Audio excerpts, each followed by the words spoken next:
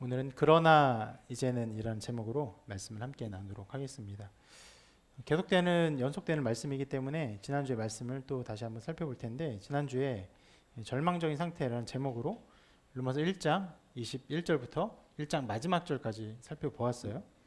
하나님의 진노가 나타납니다. 하늘로부터 나타나는데, 그런 하나님의 진노를 받는 사람들의 그 진노의 대상이 되는 사람들의 상태가 어떤 상태인가를 바울이 쭉 말했어요.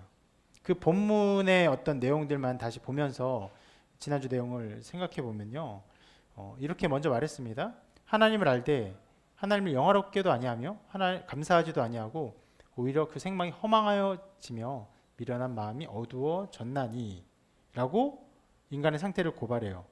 그리고 계속해서 인간의 상태를 고발하기를 이렇게 말합니다. 썩어지지 아니하는 하나님의 영광을 썩어질 사람과 새와 짐승과 기어다니는 동물 모양의 우상으로 바꾸었느니라. 하나님을 아는데 하나님을 섬기지도 않고 감사하지도 않고 도리어 우상을 숭배하는 사람들의 상태를 고발합니다. 이런 죄에 대해서 하나님이 사람들을 어떻게 심판하십니까? 하늘로부터 나타나는 심판이 있는데 명백한 심판 외에도 내어버려 두심의 심판을 하십니다. 그래서 하나님의 내어버려 두심의 심판이 어떻게 나타나는가 이렇게 말을 해요. 26절 같이 읽어볼까요? 읽습니다. 시작. 이 때문에 하나님께서 그들을 부끄러운 욕심에 내버려 두셨으니 곧 그들의 여자들도 순리대로 쓸 것을 바꾸어 영리로 쓰며. 그러니까 대표적인 구절만 보고 있는데, 이렇게 내버려 두셔서 죄가 관영하는 것이죠. 또 계속 말씀하십니다. 또한 그들이 하나님의 마음에 하나님 두기를 싫어하며 하나님께서 그들을 그 상실한 마음대로 내버려 두사 합당하지 못한 일을 하게 하셨으니 곧 모든 불의, 추악, 탐욕, 악의가 가득한 자요, 시기, 살인, 분쟁, 사기, 악독이 가득한 자요, 수군하는 자요. 이런 식으로 쭉 인간의 상태를 고발해요. 심지어 인간이 이렇게 하나님이 내버려둔 상태에서 죄가 관영하고 수많은 악들을 막 이렇게 저지르는 상태에서 어디까지 이르느냐, 죄를 짓는 사람을 옳다 하는 자리까지 이르게 되죠. 마지막에 이렇게 말합니다. 그들이 이 같은 일을 행하는 자는 사형에 해당한다고 하나님께서 정하시면 알고도 자기들만 행할 뿐 아니라 또한 그런 일을 행하는 자들을 옳다 하느니라. 자, 이것이 우리가 함께 살펴본 1장의 말씀이에요.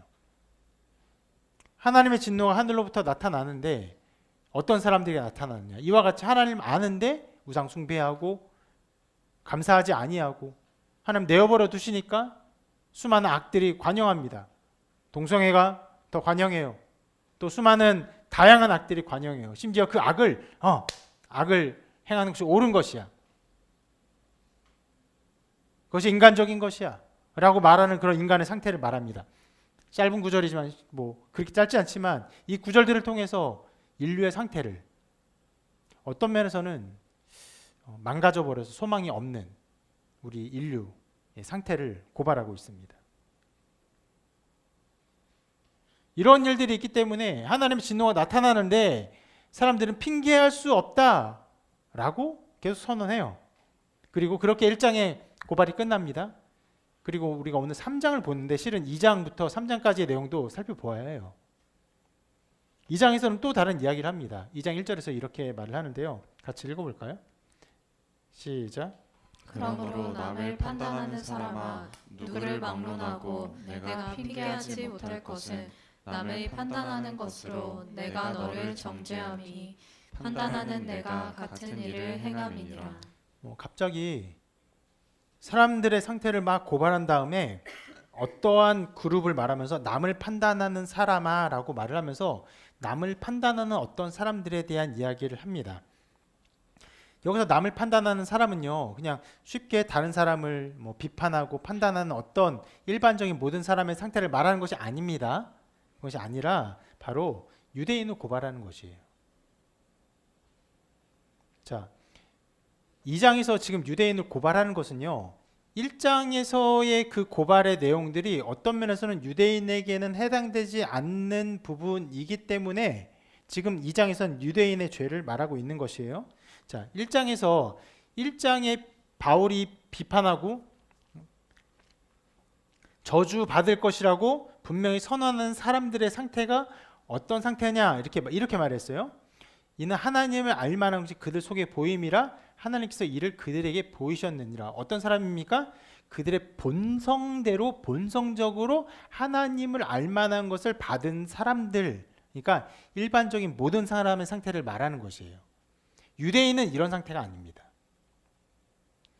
유대인은 일반적으로 너 하나님 생명이 죽고 끝나지 않고 영원한 것이 있지 않아? 마음속에 그런 마음의 두려움이 있지 않아? 이러한 어떤 면에서의 일반적인 인식의 상태로 유대인들은 하나님을 인식하는 것이 아니죠. 더 나은 것을 받았어요. 유대인이 어떤 것을 받았습니까? 하나님의 직접적인 인도를 받았습니다. 구름 기둥과 불 기둥으로 인도함을 받았고 출애굽의 사건을 받았고 놀라운 역사들을 받았고 하늘로부터 만나가 내리기도 했습니다. 무엇보다 중요한 게 있죠. 그들은 율법을 받았어요. 이렇게 살아라 하고 십계명을 주셨습니다. 그리고 또 무엇을 주셨습니까? 성막을 주시고 성막에 임재하셨어요. 성막을 이렇게 만들어. 너희들이 이렇게 함께 예배하고 제사해. 그러면 내가 그곳에 시은좌에 거룩한 곳에 내가 임재할 것이야 라고 말씀하셨고 그 성막에 하나님께서 임재하심으로 그들과 함께 하셨습니다. 그뿐 아니라 수많은 선지자들을 보내셔서 말씀으로 그들을 인도하셨어요. 그러니까 유대인들은요, 그 일반적인 사람의 상태, 하나님을 알만한 것을 받은 일반적인 상태와는 굉장히 결이 달라요. 성경적으로는 어떤 면에서는요, 특별 계시를 받은 사람들이에요.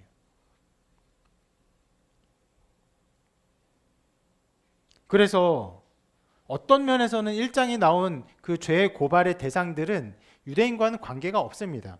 자, 1장에서 죄의 고발이 대상이 되는 사람들의 상태를 이렇게 말했습니다. 썩어지지 아니하는 하나님의 영광을 썩어질 사람과 새와 짐승과 기어다니는 동물 모양 우상으로 바꾸었느니라. 유대인은 가끔 이런 죄를 저지르긴 했어요. 금송아지를 만들다던가 이런 식으로 가끔 저지르긴 했지만 대체적으로 이러한 죄, 사람의 어떤 우상을 만들거나 이러지는 않았습니다. 그러니까 다른 사람들이에요. 유대인은 이런 죄를 저지른 사람들이 아니었어요. 그런데 그렇게 그들이 율법을 받았고 특별 계시를 받았어요. 하나님을 어떤 면에서 알아요. 그럼에도 불구하고 그들 역시 죄 가운데 있기는 마찬가지입니다. 그래서 바울이 이렇게 고발하는 거예요. 뭐라고요? 그러므로 남을 판단하는 사람아, 누구를 막론하고 내가 핑계하지 못할 것은 남을 판단하는 것으로 내가 너를 정죄함이니 판단은 내가 같은 일을 행함이니라. 그러니까 그들이 이방인들을 비판합니다. 하나님을 알지 못하는 자들을 비판해요. 그들의 우상숭배를 비난해요. 판단해요.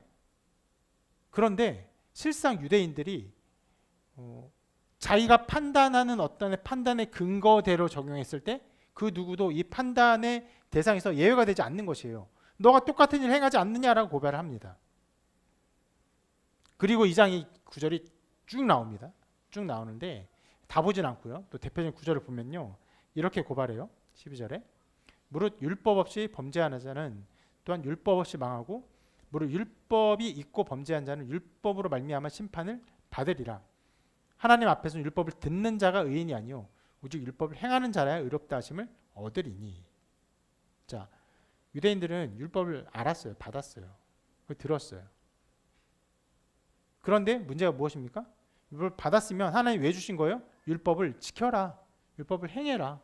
가장 먼저 우리 인류에서 그 하나님의 계명을 받은 사람이 누굽니까? 바로 아담이죠. 선악을 알게 하는 나무의 실과는 먹지 마라. 계명을 받았어요. 왜 주셨어요? 지키라고. 지키지 않으면 어떻게 됩니까? 멸망하는 거예요. 동일해요. 유대인들에게도 율법을 주셨어요. 왜요? 율법을 지키라고 주셨어요. 근데 지키지 않아요. 행하지 않기 때문에 그들은 동일하게 정죄를 받는 것이에요. 계속 심도 있게 유대인 행태를 이렇게 비판합니다. 유대인이라 불리는 내가 율법을 의지하며 하나님을 자랑하며 율법의 교훈을 받아 하나님의 뜻을 알고 지극히 선한 것을 분간하며 맹인의 길을 인도하는 자요 어둠에 있는 자의 빛이요 율법에 있는 지식과 진리의 모범을 가진 자로서 어리석은 자의 교사요 어린아이의 선생이라고 스스로 믿으니. 자, 이것이 유대인의 행태예요. 위에 있는 말들이. 하나님 자랑합니다. 아, 이것이 선한 것이야 라고 말을 해요. 아, 그리고 우리가 율법 알지 못하는 자들을 인도해야 돼. 그들을 어둠 속에서 인도해야 돼. 율법으로 말미암아 그들을 가르쳐야 돼. 그들을 가르치는 우리가 선생이 돼야 돼. 이렇게 말을 합니다.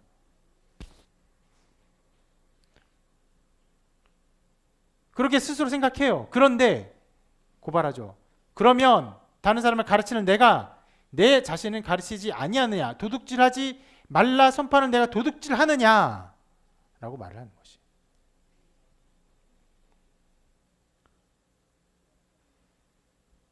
유대인들이 동일하게 이방인들과 다를 바 없는 죄를 저지르면서 율법을 이루지 못하면서 살아가고 있는 상태를 고발하고 있는 것입니다. 그러므로 남을 판단한 사람아 라고 말하면서 그들도 동일한 정죄에 있다는 것을 선명히 말해요. 그런데 자, 여기서 우리가 중요하게 알 것이 있습니다. 뭐냐면 어떤 면에서 교회 다니는 사람의 상태가 이 유대인의 상태와 같은 상태라고 말할 수 있어요. 두 가지 면에서 같다고 말할 수 있는데, 먼저 이방인과 달리 유대인처럼 하나님을 알고 하나님의 계명도 안다는 면에서 우리 교회 다니는 사람들도 동일합니다. 근데 이 면에서만 동일한 것이 아니라 두 번째 면에서 동일한데, 유대인처럼 계명을 알지만 그 계명대로 행하지 않는 면에서 또한 동일해요. 만일 하나님의 계명을 도둑질하지 말라 뭐 이것만으로 본다면, 아니요, 하나님 난 도둑질하지 않았는데요 라고 말할 수 있을지도 몰라요. 십계명의 어느 한 계명만 말하면 그렇게 말할 수도 있어요. 그런데 여러분, 하나님의 계명을 두 가지로 크게 무엇이라고 말할 수 있습니까? 율법의 핵심은 이렇습니다. 예수님이 선포하셨어요. 같이 읽어볼게요. 시작. 예수께서 이르시되 내 마음을 다하고 목숨을 다하고 뜻을 다하여 주 너의 하나님을 사랑하라 하셨으니 이것이 크고 첫째 되는 계명이요 둘째도 그와 같으니 내 이웃을 내 자신과 같이 사랑하라 하셨으니 이 두 계명이 온 율법과 선지자의 강령이니라. 이것이에요. 계명은 이것입니다. 율법은 이것이에요. 무엇이면 하나님을 사랑하는 것. 내 이웃을 어떻게 해요? 친절히 대하는 것이 아니에요. 내 몸과 같이 사랑하는 것. 이 일에 열심을 다하는 게 아니에요. 이 일에 온전한 것입니다. 완전해야 돼요. 그것이 하나님의 계명을 지키는 것이에요.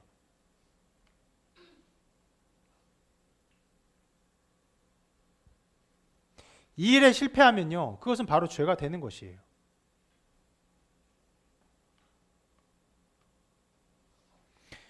자, 그렇기에 유대인들도요, 모두 율법을 알지만 율법을 지키지 못하는 죄인이 되는 것이고, 또 한편으로 교회 다니는 사람들 또한 어떤 면에서 유대인과 굉장히 비슷한 삶의 결을 가지고 있습니다. 태어나면서부터 혹은 교회에 다니면서부터 성경을 알고 하나님을 알고 계명을 알아요. 하나님의 뜻을 알아요. 그것을 지키며 살려고 애를 쓰고 합니다. 그런데 동일하게 유대인과 마찬가지로 이 계명을 이루는 면에 있어서는 다 이루지 못하고 죄인이 되는 것이에요. 그래서 바울은 이 장에서 쭉 말하면서 유대인 모두가 너희들이 다 죄인이다 라고 정죄하고 그 진술을 이어나가면서 3장에서 이렇게 선언합니다. 그러면 어떠하냐? 우리는 나으냐? 결코 아니라 유대인이나 헬라인이나 다 죄 아래 있다고 우리가 이미 선언하였느니라. 기록된 바 의인은 없나니 하나도 없으며 깨닫는 자도 없고 하나님을 찾는 자도 없고 다 치우쳐 함께 무익하게 되고 선을 행하는 자는 없나니 하나도 없도다.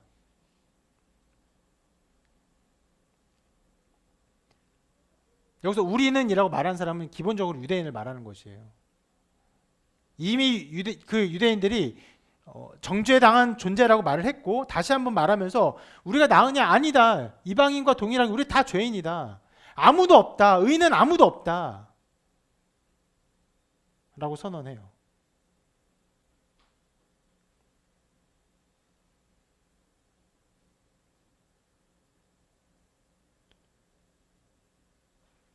그리고 이 말씀이 동일하게도 우리 어떤 면에서 교회에 다니는 사람들 모두에게 다 그대로 적용됩니다. 말씀을 잘 깨닫지 못해요. 깨닫지 않아요. 그리고 하나님 찾지 않아요. 찾는 것 같지만 찾지 않아요.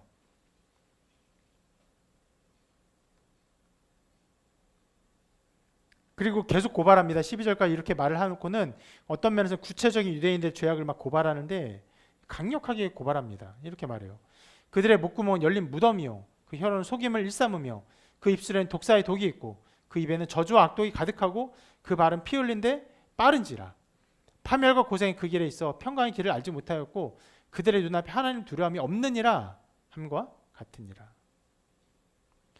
어떤 면에서 여러분 이러한 정죄가 너무 가혹해 보일지도 몰라요. 그런데 잘 생각해 봅시다. 우리가 지금 아침 묵상 방송에서 누가복음을 보고 있죠. 특히 복음서를 좀 연속해서 보고 있어요. 예수님 시대에 그 시대 종교 지도자들의 행태를 여러 모양으로 보고 있습니다. 그 시대 바리새인들, 서기관들, 또 장로들 어떻습니까? 그들의 행태를 보면요, 바울의 이 고발이 어떤 면에서 전혀 과하지 않고 너무 적절하다고 말할 수 있어요. 그들은 율법을 알면서요, 율법에 말하는 바, 하나님의 말씀이 말하는 바대로 사람들을 가르치고 인도하지 않았어요. 속였어요. 자기들이 부여하는 데 모든 어떤 관심을 이끌 뿐이에요. 무엇보다 예수님께서 수많은 권능을 베푸시고 이적을 베푸시고 특히 말씀을 베푸세요. 말씀으로 많은 사람들을 감동시키고 또 많은 사람들이 예수님을 추종해요. 그럼에도 불구하고 그들은 예수님을 바라보지 못했어요. 예수님을 정죄했고 죽이려고 합니다. 그래서 그 입술은 정말 독사의 독이 있었어요. 그 한마디 한마디가 예수님을 죽이려는 모든 공격들이었어요. 그래서 그들은 그 발은 피 흘린데 빠른지라. 이번 주 살펴보았죠. 명절이 다가오는데 예수를 어떻게 죽일까 고민합니다. 최대한 빨리 죽이려고 예수님이 예루살렘 입성하고 어떤 면에서도 정말 지체하지 아니하고 최대한 예수를 죽이려고 노력을 합니다. 그리고 실제로 그 일이 5일 만에 벌어지죠.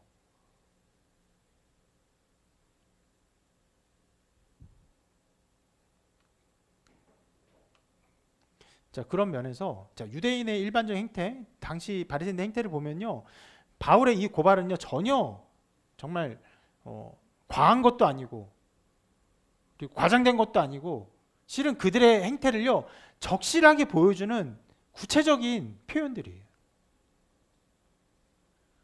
심지어 그들은 예수님을 마침내 죽였어요. 어디에 죽였습니까? 나무에 달려 죽게 했어요. 십자가형, 가장 악랄한, 가장 처참한. 지금도 사람들은 죽음을 당할 때 실은 자살을 할 때도 어떻게 자살하려고 합니까? 자기가 오랫동안 죽음을 느끼면서 죽으려 합니까? 아니면 순식간에 죽으려 합니까? 순식간에 어떤 면에서는 자기가 죽음을 느끼지도 못하게 죽으려고 합니다. 최근에 그런 일도 있죠. 유럽에서 그런 일인데 자기가 죽을 수 있는 장치에 돈을 내고 거기에 들어가는 일들이 있습니다. 들어가서 어떤 주사를 이렇게 하면요 5분 안에 사망을 한대요. 어떤 고생과 고통을 당하지 않고 죽는 거를 바래요. 병중에 있는 사람들도 자기가 고통과 고생 가운데 너무 고생하지 않기를 바라죠. 의사들도 그렇게 해줍니다. 너무 고통하면 어떻게 합니까? 마약 진통제를 주죠. 고통을 경감시켜 주려고. 근데 십자가형은 무엇입니까? 가장 오랫동안 최대한 죽음을 느끼면서 최대한 죽음을 모든 사람이 보는 앞에서 모든 가족들이 함께 보는 앞에서 죽게 하는 가장 잔인한 형벌이에요. 그리고 무엇보다 십자가형이 유대인들에게 있어서 큰 의미가 있는 것이 무엇입니까? 나무에 달려 죽는 것이에요. 나무에 달려 죽은 사람은 공개적으로 율법에 의해서 저 사람은 하나님의 저주를 받은 자라고 선포되는 것이에요. 어쩌면 이런 것이 실제로 예수님에게 그런 일이 벌어진 거나 다름이 없는데 어떤 종교 지도자들이 정말 싫어하는 사람이 있어요. 인기를 끌어. 저 사람이 사람들로부터 저주를 받았으면 좋겠어. 미움을 받았으면 좋겠어. 갖은 계략을 꾸며서 십자가형만 이룬다면은 이 사람 영웅이 아니라 하나님 저주를 받은 사람으로 널리 인정되게 만들 수 있어요. 근데 만약에 십자가형을 실패해요. 그리고 만약에 종교 지도자들이 그 사람을 살인을 사주해서 누군가를부터 죽임을 당해요. 그 사람이 어쩌다가 죽게 돼. 칼에 찔려 죽거나 죽어요. 여러분, 그러면 그 사람이 저주받은 사람으로 여겨질까요? 아니면은 어떤 면에서는 그 국민들의 영웅처럼 여겨질까요? 당연히 영웅처럼 여겨집니다. 실제로 지금도 그런 일들이 있어요. 누군가 죽음을 당하면요, 그 죽음 당한 사람을 좀 더 존중하고 그 사람 좀 더 높이고 그 사람 기리는 일들이 있습니다. 그런데 십자가형만 성공하면요, 그 모든 일이 그렇게 나타나잖아요. 모든 사람, 저 사람은 나무에 달려 죽었어. 저주받은 사람이야. 성공했어요. 그들은 예수님의 십자가 달림에 대해서 기뻐하며 어떤 면에서는 자축했어요. 즐거워했어요. 그것이 그들의 상태입니다. 그래서 말하는 것이요, 그들의 눈앞에 하나님을 두려워함이 없느니라. 예수님이 죽는 그 당시에 심지어 백부장이, 이방인 백부장이 고백하죠. 이 사람은 진실로 하나님의 아들이었도다. 예수님의 십자가 옆 우편에 있는 죄수가 고백하죠. 주여, 나를 낙원으로 인도하여 주옵소서. 모든 사람이 예수님이 하나님의 아들인 것을 고백하는 가운데 종교 지도자는 그것들을 전혀 보지 못하고 하나님을 두려움 없이 그 죽임을 기뻐하며 자랑하고, 여러분, 그때만 멈추지 않았습니다. 그 이후로 계속 언제까지요? 어떤 면에서 지금까지.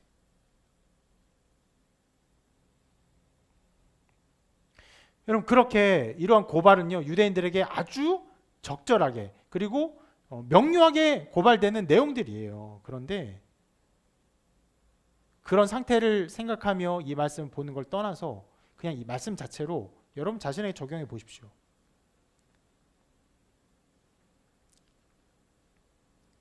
여러분, 얼마나 많은 말들로 독한 것들을 쏟아냅니까? 얼마나 사람들을 미워하는데 그 마음이 빠르게 움직입니까?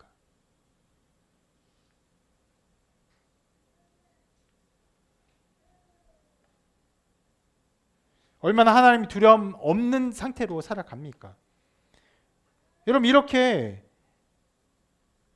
유대인들을 고발하는 이 모든 말씀들은요, 아주 분명하게 모든 사람을 고발하는, 특별히 어떤 면에서는요, 교회에 다니면서 하나님을 아는 사람들의 죄를 고발하는 말씀이라고 우리가 함께 볼 수 있어요. 하나님 말씀 들어도요, 얼마나 순식간에 죄의 욕구가 그 마음을 차지합니까? 말씀 듣고 은혜를 받고 하면 여러분 한 주간 죄가 없이 살아갑니까? 그렇지 않죠. 마음이 죄지는데 빠르고 죄로 가득 차 있다는 이 면에 있어. 특별히 하나님의 말씀을 따르는데, 말씀을 순종하려 하는데도 불구하고 그러한 일들이 계속되는 것들. 여러분, 이런 일에 가장 좋은 예가 있죠. 누굽니까? 바로 마틴 루터예요. 독일의 가장 위대한 영웅. 어떤 면에서 인류 역사를 크게 바꾸어 버린 종교 개혁자.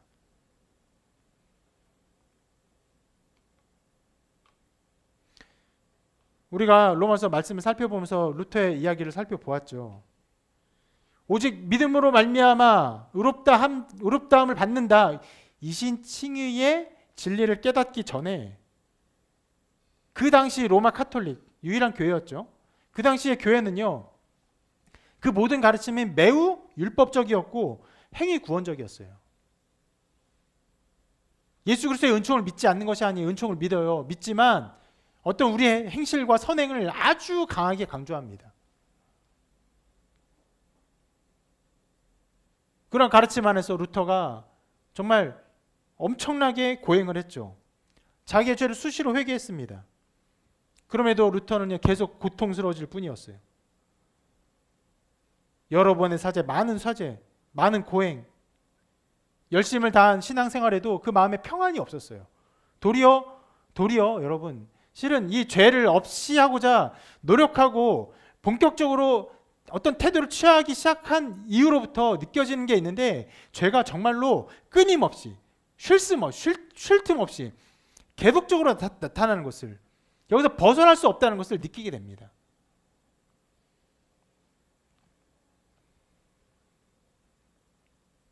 근데 당시 그 카톨릭의 어떤 죄사함의 어떤 시스템에 의해서는 죄를 고백해요.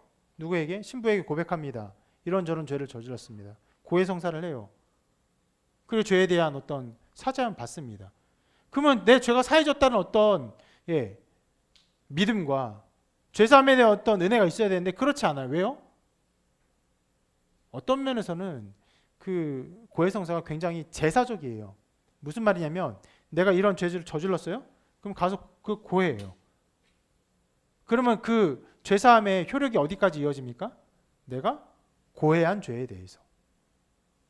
고해를 하고 난 뒤에 죄사함의 은총을 뭐 느껴요? 그렇게 생각해요? 그러면 죄에 대한 양상이 사라집니까? 죄에 대한 어떤 욕구가 사라져요? 아니죠. 나타난 죄는요, 그 바닥에 깔린 죄의 양상의 하나의 결과일 뿐이에요. 그러니까 이 결과는 계속 나타나요. 수시로 나타나. 죄사함을 그 고해성사하고 사함 받아도 계속 일어나는 거예요. 그래서 도리어 루터가 계속적으로 사죄하고 참회하면서 느끼는 게 무엇입니까? 수많은 참회 기도를 하면서도 없어지지 않는 자기 마음에 가득 들어찬 죄의 욕구예요. 그래서 우리가 함께 살펴보았죠. 1장부터 3장까지 보는 중에 특히 1장 앞부분에 복음의 위대한 선포가 있었어요. 복음에는 하나님의 의가 나타나서 라는 부분이 있었는데 루터는 이 말씀을 너무너무 싫어했어요. 복음서에 나타난 하나님의 의, 예수 그리스도의 모든 가르침, 원수를 사랑하라, 내 이웃을 내 몸같이 사랑하라, 하나님을 마음과 뜻과 정성을 다해 사랑하라, 이 모든 말씀 너무 싫었어요. 차라리 이것이 없었으면 어땠을까 하는 생각을 할 정도로 싫어했습니다. 여러분, 그 루터의 상태가 바로 그 유대인의 상태와 동일한 것이고 그 모든 사람의 상태가 어떤 상태입니까? 율법으로 말미암아 자기의 의를 이루려는 상태고 이 상태는요, 어떤 면에서는요, 하나님과 완전히 관계없고 제멋대로 살아가는 사람을 제외한 나머지 모든 사람의 마음의 상태라고 말할 수 있어요. 모든 사람은 아주 철저하게 자기 의를 가지고 살아갑니다. 자기 의를 이루려고 하며 살아가요.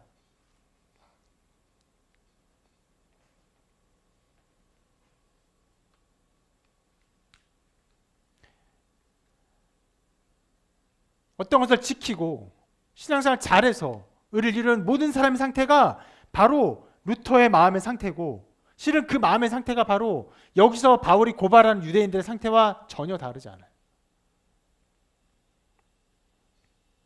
그래서 바울은 분명히 선포합니다. 이렇게 선포해요.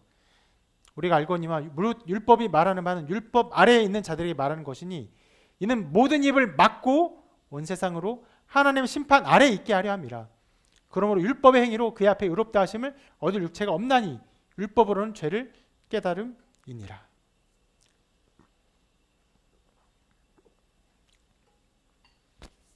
이것이 어떤 면에서 은혜의 단계들을 우리에게 보여줍니다. 뭐냐면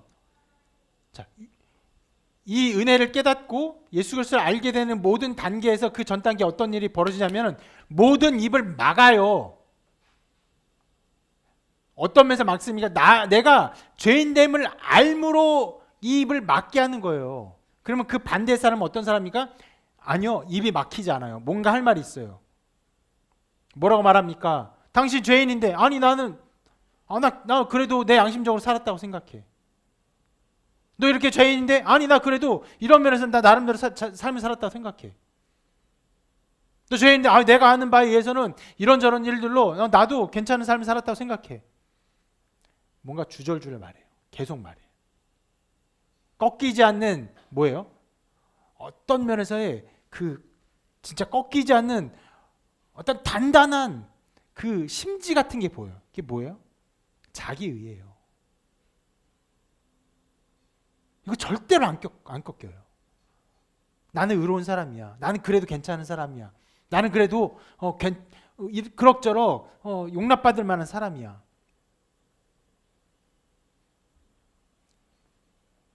바울은 말합니다. 율법이 무엇을 하냐? 너희 모두가 죄인이라고 선언하는 것이다. 그 입 다물어라. 너가 옳다고 생각하는 그 작은 생각도 다 다물어라.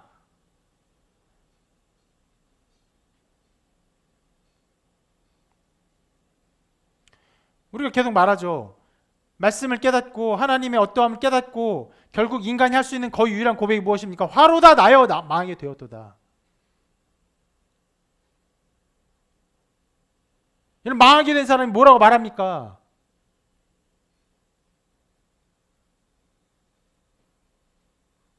큰일 난 거예요. 언제 완전히 멸망이 이르렀어요. 뭐라고 말할 수 없어요.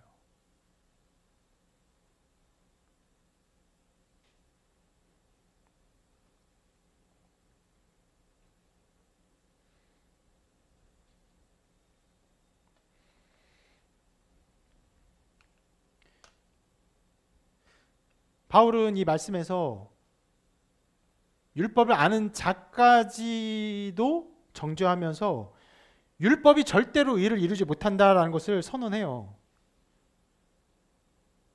율법은요, 하나님 심판 아래 있다는 것을 알게 하는 도구입니다.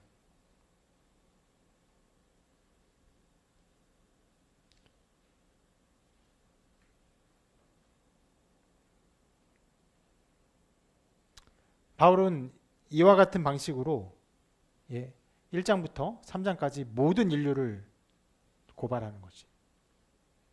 먼저 이방인에 어떻게 고발했습니까? 이렇게 고발했어요. 하나님의 진노가 불의로 진리를 막는 사람들의 모든 경건하지 않음과 불의에 대해 하늘로부터 나타나나니. 경건하지 않은 자들, 불의한 자들, 그 모든 자들에게 하나님의 진노가 나타나요. 길게 말했지만 이 부분만 볼 거예요. 유대인들에게는 어떻게 했습니까? 그러므로 율법의 행위로 그의 앞에 의롭다 하심 얻을 죄가 없나니 율법은 죄를 깨달음이라. 너희가 율법을 안다고? 율법 아는 자도 다 소용이 없어. 율법은 죄를 깨달을 뿐이고 아무도 의롭다 하심 얻을 죄가 없어. 이처럼 이방인 모두가 그 하나님의 말씀을 받던 유대인들 모두가 하나님의 진노 앞에 다 있는 것이야 라고 선언하는 것입니다. 그렇게 말하고 있어요. 그렇게 인류는 모두 하나님의 진노 앞에 절망 가운데 있다. 이것을 1장 18절부터 2장 3장 20절까지 길게 말하고 있는 것이에요. 그리고 바울이 하나님이 인간에 주신 그 위대한 복음의 어떠함을 선포합니다. 이렇게 말해요. 이제는 율법에 하나님의 한 의가 나타났으니 율법과 선지자들에게 증거를 받은 것이라.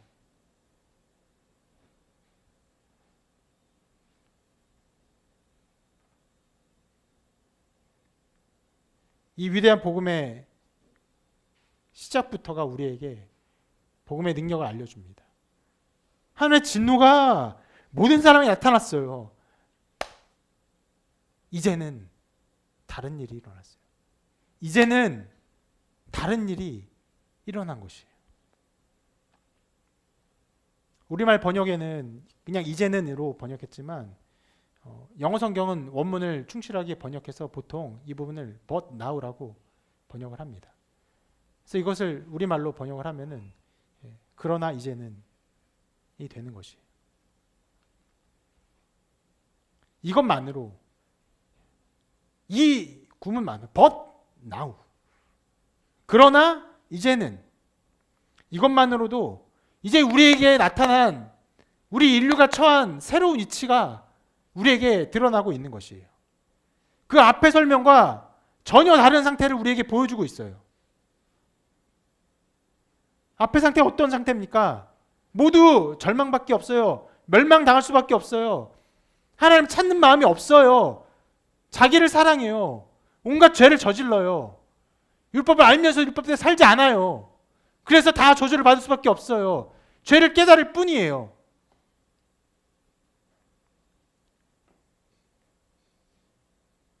그리고 그러나 이제는 무언가 새로운 일이 나타났어요.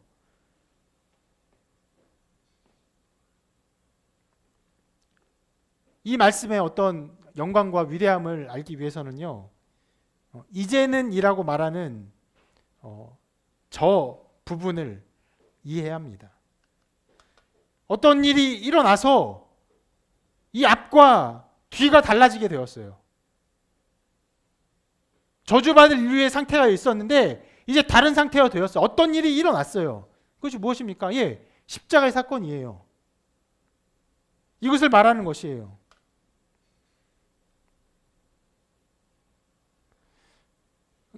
여러분, 이 부분, 이 용어의 어떤 그 세밀함과 영광과 이 용어가 가르치는 그 지점을 정확하게 알기 위해서 여러분, 이 말씀을 이해하는 우리 마음의 일반적인 어떤 오해들, 잘못 생각하는 어떤 마음의 양상들을 좀 생각해 볼 필요가 있습니다. 무슨 말이냐면은 로마서를 쭉 읽어요. 그냥 읽습니다. 읽으면서 이제 3장 21절 읽으면서 이제는 율법에 하나님의 한 의가 나타났으니 율법과 선지자의 증거를 받은 것이라 이렇게 생각하면 이렇게 읽으면요. 꽤 많은 사람들의 마음속에 생각 속에 이런 식의 마음이 들곤 해요. 무슨 말이냐면 그래 예수를 믿게 된 이제는 나에게 하나님의 한 의가 오셨지 이렇게 생각한다는 것이에요. 그렇게 생각하면요 이 복음의 영광과 능력을 굉장히 퇴색시키는 일이 되는 것입니다. 여러분 여기서 하나님의 저주가 나타났는데 그런데 이제는 다른 일이 일어났게 된 그 어떤 양상의 것을요 우리 마음이 믿게 된 이제는으로 보아서는 절대로 안 되는 것이에요. 여기는요 어떤 면에서도 우리 마음의 믿음의 상태나 마음의 어떤 변화를 강조하기 위해서 쓴 것이 아니에요. 무엇입니까? 단 하나예요. 십자가의 사건이 나타난 이제는 십자가의 사건이 나타난 이제는 우리에게 하나님의 의가 우리 인류에게 나타났다라고 알려주고 있는 것이에요. 우리의 마음으로부터 어떤 변화 그래 나 예수 믿고 이제는 내가 잘 살아보 여러분 이런 양상이 아닌 것이에요. 절대 이런 것이 아니에요.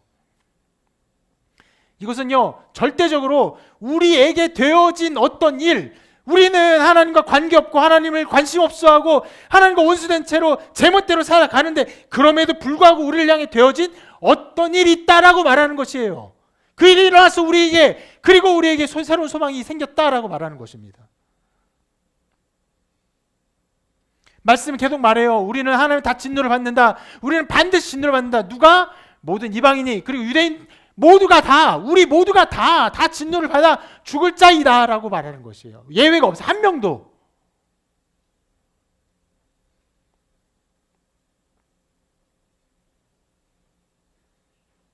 그래서 우리는 멸망하게 되었다. 그것이 우리의 운명이다. 그런데 지난달에 우리에게 어떤 일이 생겼어 라고 말하는 것이에요. 지금 여러분의 생각과 이 어떤 관점, 시간적 관점을요 2000년 전으로 돌아가서 생각할 필요가 있어요. 아주 중요해요. 이것은요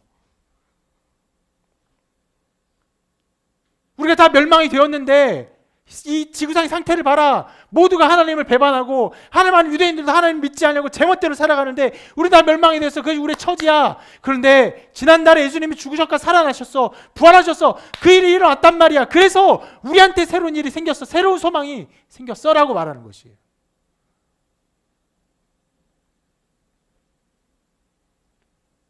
우리는 멸망 가운데 있을 수밖에 없다.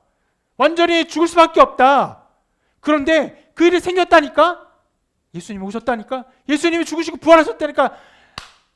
그래서 그 죽음이 그 부활이 일어났기 때문에 우리는 저주받아 왔다는 자인데 그러나 이제는 우리에게 하나님의 한 의가 나타났다 라고 말하는 것이에요. 그것이 바울이 선포하는 바예요. 그 사건을 보아라. 그 사건을 보아라. 그 일 때문에 우리가 살게 되었어 라고 말하는 것이에요. 굉장히 제가 이것을 중요하게 생각하는 것이 뭐냐면은 예수님의 사건이에요. 그냥 있었던 어떤 일이에요. 그리고 많은 사람 생각이라 그래 우리 예수님 믿고 이제 잘 살아보자. 예수님 믿고 잘 살아보자. 마음의 변화의 상태, 마음의 생각의 상태를 자꾸만 그 중심에 두는 거예요. 아니요. 우리가 구원받게 된 인류가 구원받게 된 그 중심에는요 우리 마음의 변화가 있는 것이 아니라 예수님의 사건이 있었어요.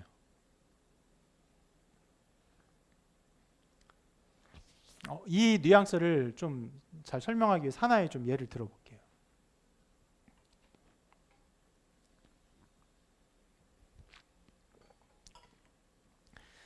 이해를 여러 번 들은 사람도 있을 거라 생각합니다. 어떤 학생이 한국에서 공부해서 성공하는 것이 소망이 없다고 생각해서 미국으로 유학을 가야겠다. 그래서 미국 가기로 결정을 했어요. 그런데 알고 보니까 미국 가는 것이 굉장히 어려운 일이에요. 기본적으로 비자를 받아야 되는데 비자를 받는 것이 보통 어려운 게 아니에요. 아주 명망 있는 학교에 입학 허가서를 미리 받던가. 근데 그뿐만 아니라 한국에서 내가 이렇게 재정이 꽤 많이 있어서 이 재정의 잔고를 증명을 해야 되는 어떤 통장도 필요한 것이에요. 혹은요, 나의 소득에 대한 어느 정도 일정 기간 이상의 소득에 대한 증명도 필요한 것이에요. 근데 이 학생이 그런 모든 면에서 절망적인 상태인 거예요. 취업해서 일한 적도 없고 은행 잔고는 더 없어요. 게다가 부모님 일찍 돌아가셨어요. 자기 혼자 가야 되는데 아무런 재산에 대한 기대할 것도 없고 그런 상태예요. 돈이라고는 그냥 미국에 한 번 갈 돈밖에 없는 거예요. 게다가 막 조사를 해보니까 자기가 대학 초년생 때 학생운동 참여해서 데모를 몇 번 했더니 미국의 어떤 블랙리스트에 올라서 엄격한 심사를 해야 되는 어떤 리스트에 자기가 올라간 거예요. 완전히 이제 소망을 잃어버렸어. 내가 미국 갈 수 없구나. 정말 거의 10년 안에 내가 갈 수 있는 방법이 없겠구나. 낙담했어요. 그래서 그냥 알바나 하면서 그냥 살고 있었습니다. 그러다가 어느 순간 갑자기 뉴스가 나오는 거예요. 한 3달 정도 알바를 하고 있었는데 뉴스가 나와서 이런 뉴스가 나오는 거예요. 한국의 어떤 위상이 높아져서 한국과 미국이 새로운 비자의 협정을 체결한 것이에요. 그래서 공부한 학생들 아무 비자 없이 편하게 미국에 입국할 수 있는 자격들이 한국에 부여가 됐다라는 소식이 나오는 것입니다. 여러분, 지금 바울이 말하는 뉘앙스가 바로 이것이에요.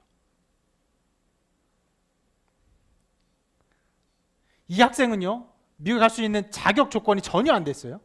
도리어 그 반대로 그 주요 어떤 면에서는 관리 대상, 감찰 대상 이게 리스트에 올랐다고 할 수 있어요. 그런데 이 모든 것을 해결하는 새로운 법이 발효되었어요.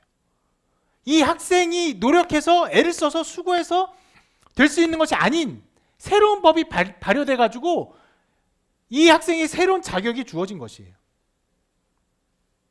한국의 국민이기 때문에 그냥 갈 수 있게 된 것이에요. 동일해요. 여러분, 모든 인류가 하나님의 진노 가운데 있어요. 하나님의 진노 가운데 멸망할 수밖에 없어요. 그 어떤 사람도요, 하나님 앞에서 의롭다고 판단될 근거가 아무것도 없어요. 율법을 모르면 모르는 채로 하나님의 진노를 받는 것이 마땅하고, 율법을 아는 사람에서 아는 대로 하나님을 사랑하지 아니하고 이웃을 사랑하지 아니하는 모든 율법을 범한 것으로 말미암아 진노를 받을 수밖에 없는 것이에요. 그래서 모든 사람은 다 하나님의 진노를 받을 그 운명이다라고 말하는 것이에요. 그런데 어떤 일이 벌어졌어요. 어떤 새로운 일이 벌어졌어요. 지난달에 어떤 새로운 일이 벌어졌어요. 그 일이 있었기 때문에 이제는 우리가 의롭다 인정을 받을 수 있게 되었다라고 바울이 선언하는 것이에요.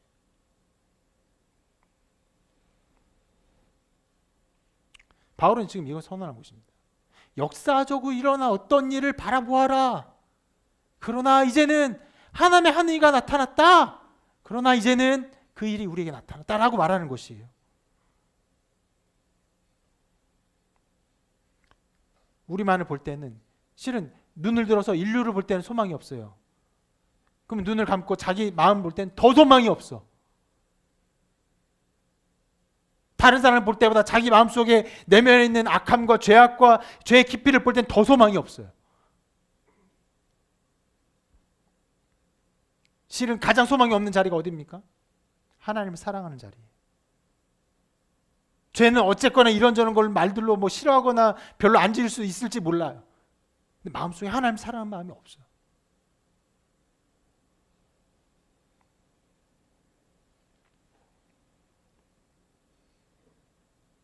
인간은 그렇게 창조된 존재가 아니에요.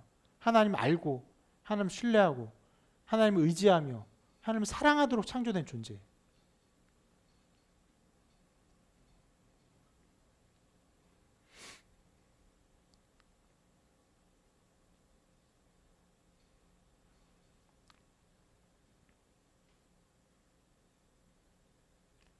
제 멋대로 살아가는 인류가 하나님의 절망밖에, 하나님의 진노밖에 받을 수밖에 없는데 그런 절망의 상태인데, 그러나 이제는 우리에게 새로운 일이 생긴 거예요.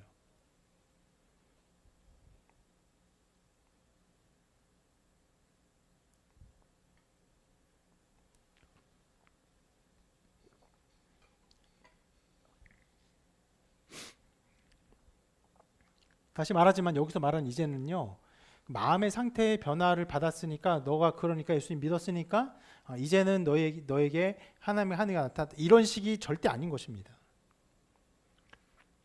가끔 전도 집회를 가면요, 이런 말을 하곤 합니다. 여러분은 이전에는 예수님 믿지 않고 자기 뜻대로 살아가던 죄인이었습니다. 그러나 이제 여러분은 예수님을 믿어 새 사람이 되었습니다. 이 말은요, 틀린 말이 없어요. 우린 다 죄인이에요. 그리고 예수님 믿으면요, 새 사람이 되어요. 그리고 이 말에도 그러나 이제라는 단어가 쓰였죠. 그렇게 쓸 수 있으면 얼마나 쓸 수 있어요. 그런데 그렇게 쓸 수 있지만 오늘 말씀에 나온 이 그러나 이제는 이라는 부분은요, 저것과는 다른 것이에요. 다른 의미를 말하고 있어요.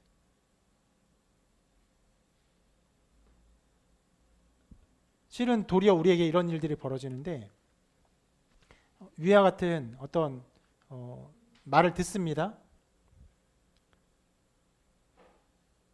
그리고 자기 스스로도 그래, 내가 예수님 믿고 이제는 새 사람이 되었구나. 그럴 때 어떤 마음이 듭니까? 그래, 이제부터 내가 하나님의 자녀로 올바르게 살아가자 라는 생각이 늘 들어요. 그렇게 살게 됩니다. 마땅한 열매예요. 그런데 살면서 어떤 일이 벌어집니까? 하나님의 자녀로서 아름다운 믿음의 삶을 온전히 살아갑니까? 아니요. 도리어 그 반대 일들이 무수하게 나타나요. 하나님을 기뻐하지 않고 하나님 사랑하지 아니하고 내 죄를 기뻐하고 죄를 즐거워하며 교만하고 자기를 사랑하고 자기를 높이며 수많은 정욕에 빠져가는 삶을 엄청나게 살아갑니다.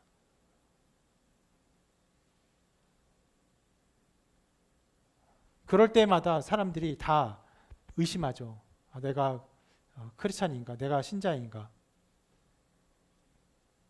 내가 하나님의 자녀인가? 의심해요.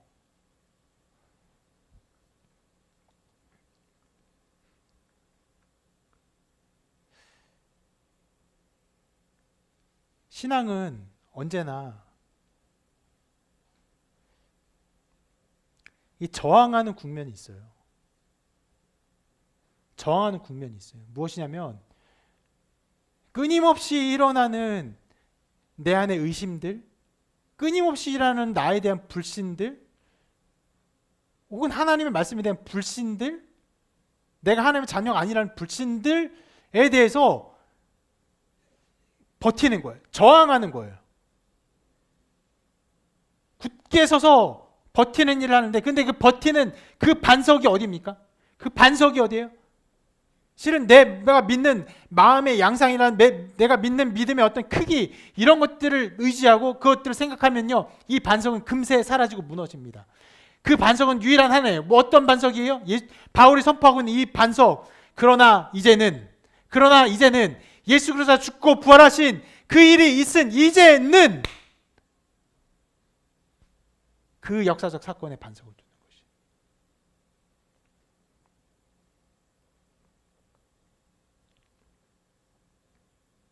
그럴 때만이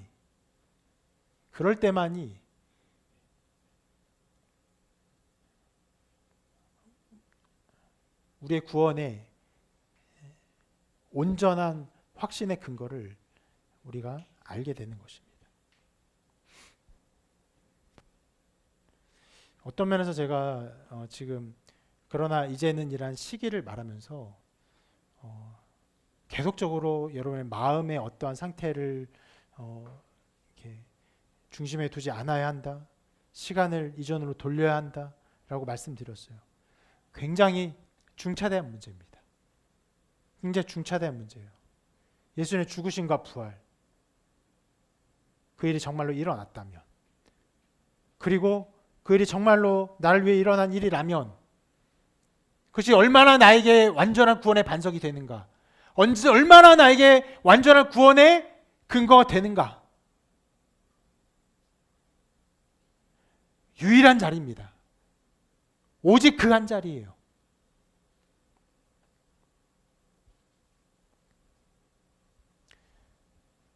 신앙생활 하면요, 실은 교회 안에 있는 많은 것들이 우리가 함께 말씀을 듣고 또 은혜로운 찬양도 함께 부르고 찬양을 부르면 마음이 어떻습니까?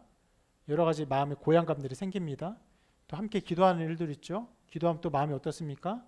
알지 못하게 뜨거워지고 함께 또 그 안에도 영적인 고향감들이 생깁니다. 그것은요, 우리에게 나타나는 어떤 좋은 영양제와 같은 거예요. 우리에게 주는 어떤 좋은 어떤 힘나는 음식과도 같은 것이에요. 근데 그것이 우리 되게 하는 근거는 아니에요.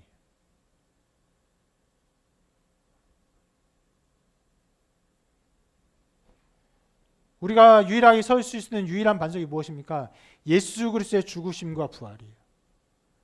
모든 인류가 다 저주 가운데, 하나님의 진노 가운데 있을 수밖에 없지만 주님이 죽으시고 살아난 그 일이 있은 이제는 우리는 살게 되었다.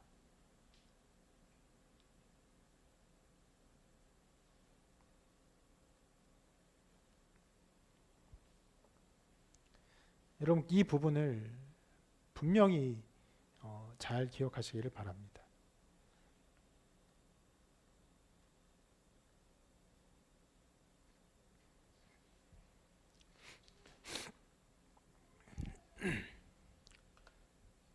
오늘 말씀이 이제는 율법에 하나님이 한 의가 나타났으니 율법과 선지자의 증거를 받은 것이라 라는 3장 21절을 중심으로 한 것인데, 어떤 면에서는 지금 제가 설명드린 부분은 이제는 이 세 글자만 설명을 드린 것입니다. 나머지의 설명도 굉장히 긴 내용들이 있기 때문에 오늘 여기까지만 제가 설교를 하려고 해요. 분명히 기억하셔야 합니다. 여러분, 바울은 너희들이 예수님 믿게 되었지 않느냐, 그러니까 이제 너희들에게 새로운 소망이 있지 않느냐, 너희들에게 하나님의 한 의가 있지 않느냐, 이런 식으로 말한 것이 절대 아닙니다. 예수님께서 십자가에 죽으시고 부활의 사건이 있은 이후에 이제 우리에게 살 길이 생겼다.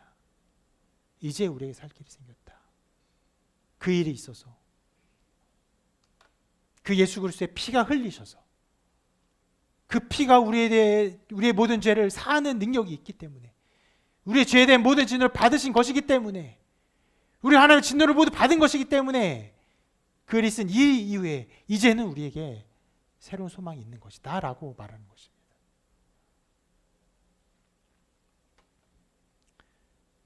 여러분, 이것을 바라보며 주님의 십자가만을 온전히 생각하시기를 바랍니다.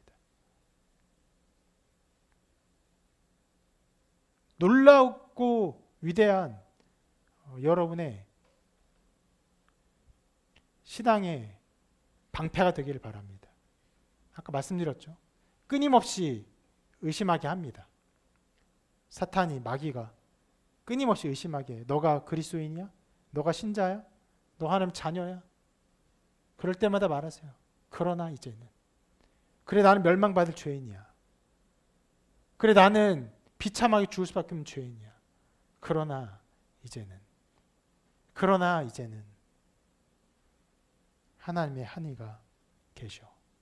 그러나 이제는 하나님의 한 의가 계셔 라고 말하는 여러분의 신앙이 되기를 바라고, 여러분의 고백이 되기를 주님의 이름으로 축원합니다.